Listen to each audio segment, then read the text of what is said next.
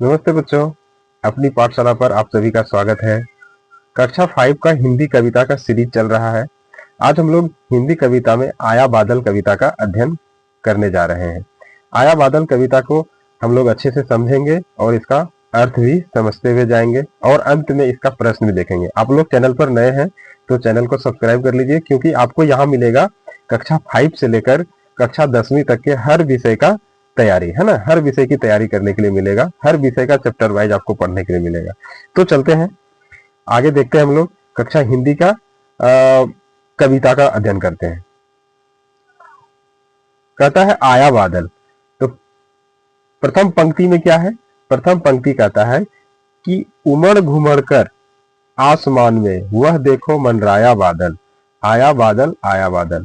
तो इसमें क्या था? उमड़ घुमड़ कर, है ना, आसमान में सभी बादल क्या हुआ? इकट्ठा होकर जो है आसमान में एक जगह जमा हो गया है।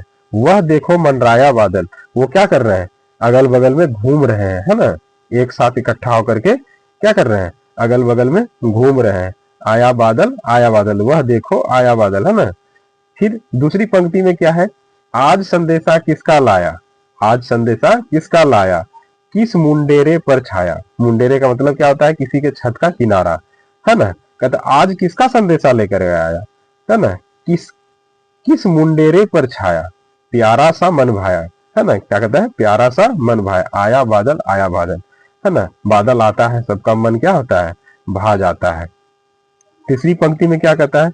देखो देखो भालू काला, हाथी मोटा दांतों वाला, है ना। बादल कभी भालू जैसा काला दिखता है, कभी हाथी के दांतों जैसा, है ना, मोटा हाथी, है ना। हाथी मोटा दांतों वाला दिखता है।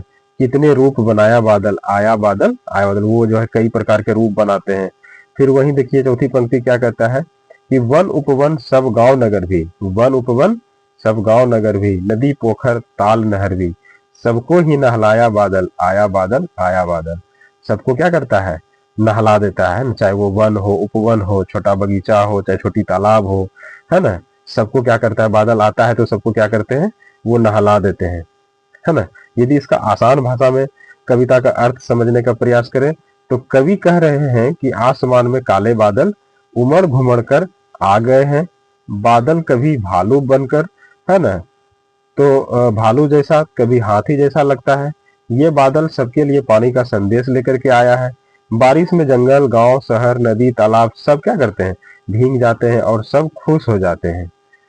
वहीं इनका कुछ महत्वपूर्ण शब्दार्थ भी है। यदि इस शब्दार्थ को हम लोग समझने का प्रयास करें तो उमड़ घुमड़ का मतलब क्या होता है? इकट्ठा होकर। मंडराया का मतलब क्या होता है? मंडराना या घूमना।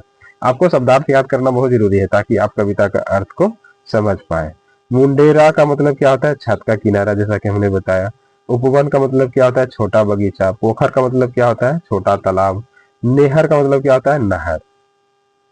तो उसी प्रकार से हम लोग यदि इस इतना सारा चार पंक्तियों को यदि हम लोग समझ गए तो अंत में जो है कविता के अंत में कुछ प्रश्न आते हैं, है ना। एग्जाम के दृष्टिकोण से कुछ प्रश्न आते हैं। उस प्रश्न को भी हम लोगों को बनाने के लिए आना बहुत जरूरी है। छोटे छोटे बच्चे नहीं बना पाते हैं, समझ में नहीं आता है कि कैसे लिखें, क्या लिखें, है ना। तो उसके लिए हम जो है कुछ सवाल लेकर के आए, जैसे बादल ने क्या क्या रूप बनाए। तो आप इसका उत्तर ऐसे दे सकते हैं कि बादल ने भालू काला और हाथी मोटा दांतों वाला रूप क्या क्या बनाया, है ना। बादल ने क्या किया? भालू के जैसा काला और हाथी के जैसे मोटा दांतों वाला रूप बनाया, है ना। फिर कहता है बादल किसको नहलाता है। तो आप उत्तर क्या देंगे कि बादल जो है वन, उपवन, गांव, नगर, नदी, पोखर, ताल और, है ना, और सबको क्या करते हैं? नहला देते हैं। तो इस तरह से क्या करते हैं? जब बादल बादल आते हैं तो बारिश होती है ना। तो हर जगह को वो क्या करते हैं? भिंगा देते हैं। सबको क्या करते हैं? नहला देते हैं। फिर तीसरा प्रश्न क्या है कि कविता से हमें क्या शिक्षा मिलती है। आप कोई भी कविता पढ़ेंगे तो उसमें यह प्रश्न जरूर आएगा, कविता से हमें क्या शिक्षा मिलती है। तो आप क्या बताएंगे कि बारिश से प्रकृति को जीवन मिलता है और सब खुश हो जाते हैं, है ना। बारिश जो है प्रकृति से जुड़ा हुआ है और यह कविता हमें जो है प्रकृति को जीवन से जोड़ने का संदेश देता है। ठीक है, तो इस तरह से आपने जो है कक्षा 5 की हिंदी कविता को समझा।